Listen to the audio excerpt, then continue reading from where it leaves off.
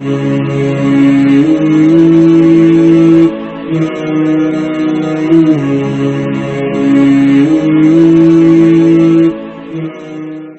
امید کرتا ہوں کہ آپ تمام ساتھی خیر و عافیت سے ہوں گے۔ الحمدللہ نماز کی کلاس جاری ہے، اور گزشتہ نشست میں ہم نے سیکھا تھا کہ وضو کرنے کی کتنی سنتیں ہیں۔ اللہ ماشاءاللہ بہت اچھا رسپانس آیا، بہت سارے ساتھیوں کے جواب آئے۔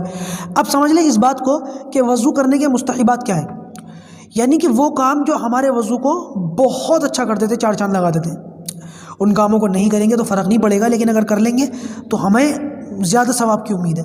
مثال کے طور پر ایک بڑی اچھی مثال دیتا ہوں، رات کا ٹائم ہے، بھوک لگ رہی ہے، مجھے بھی لگ رہی ہے، تو آپ کہیں بریانی کھا رہے ہیں، دیکھو منہ میں پانی ہے کہ لوگوں کے بریانی آپ کھا رہے ہیں تو پیٹ تو بھر جائے گا بریانی سے، لیکن کیا مزہ آئے کہ اس میں چٹنی بھی ہو اور دہی بھی ہو، اور عید الاضحیٰ کا گوشت ختم ہو گیا ہوگا لوگوں کا، اب تک تو نہیں بھی ہوا ہوگا تو وہ سمجھ گئے ہوں گے میری بات۔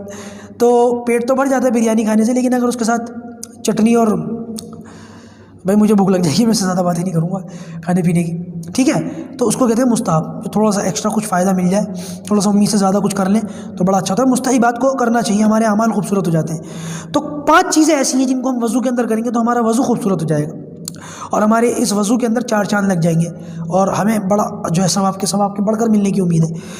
کون کون سے کام ہیں؟ نمبر 1، دائیں جانب سے شروع کرنا۔ جب ہم وضو کریں تو اپنے دائیں حصوں کو پہلے دھوئیں، دایاں ہاتھ پہلے دھوئیں، دایاں پیر پہلے دھوئیں، دائیں جانب سے شروع کرنا، یہ وضو کے اندر مستحب ہے۔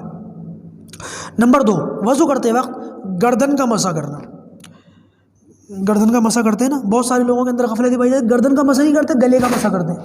یہ گلا ہے بھائی، یہ گردن، جب گردن کا مسح کرو تو اس کا خیال کرو۔ میں نے بہت سارے لوگوں کو غفلت میں دیکھا یہاں کرتے ہیں، یہ تھوڑی ہے گردن، گردن تو یہ ہے، اس کا مسح کرنا، یہ بھی مستحب ہے۔ نمبر 3، وضو کرتے وقت قبلے کا رخ کر کے وضو کرنا، قبلہ رخ ہو کر کے وضو کرنا۔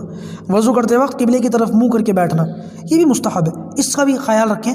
خاص طور سے اللہ کا فضل ہے، آج تک 8-10 سال ہو گئے جب سے میں نے پڑھا اس مسئلے کو، تب سے میں کوشش کرتا ہوں مسجد میں یا گھر میں جب بھی وضو کروں تو میرا رخ قبلے کی جانب ہو، اس کی میں اکثر کوشش کرتا ہوں۔ اگر کوشش کرنے کے بعد نہیں ملتا یا کہیں ایسا مقام، ایسا کوئی موقع نہیں ہوتا تو کوئی بات نہیں، لیکن جب موقع ہوتا ہے تو پھر کوشش کرنی چاہیے۔ دیکھیے، چوتھے نمبر پر وضو کرتے وقت اس بات کا خیال رکھیں کہ پاک اور اونچی جگہ پر بیٹھیں۔ جب وضو کریں تو کوئی تھوڑی سی اونچی جگہ ہو، تھوڑی سی پاک جگہ ہو، ایسی نہ ہو جہاں پر جو ہے وہ مٹی پڑی ہوئی ہے، گندگی ہو رہی ہے اور وہ صابن پڑا ہوا ہے اور پتہ نہیں کیا لوگ پتہ نہیں کس طریقے سے وضو کرتے ہیں۔ اور نمبر 5، نمبر پر جس کا خیال رکھنا ضروری ہے کہ ہم وضو کرتے وقت کسی اور کو پریشان نہ کریں۔ سردیوں میں ہوتا ہے نا، لوٹا بھر کے لے لیا، اس میں گرم پانی ڈال لیا، ٹھنڈا پانی ڈال لیا، کسی کو پکڑا دیا، بھائی صاحب وضو کرا دینا، خود وضو کرو بھائی۔ واش بیسن میں وضو کرتے ہیں، وہ کبھی کبھی ایک پیر زمین پر ہوتا ہے، دوسرا واش بیسن میں ہاتھوں میں ہوتا ہے، بندہ گر جائے تو واش بیسن ساتھ لے کے گرے، ایسے وضو نہ کریں۔ تو وضو جب کریں تو ان 4-5 باتوں کا خیال رکھیں، انشاءاللہ وضو بھی ہوگا اور احسن طریقے سے وضو ہوگا اور ہمیں ثواب کی امید ہے۔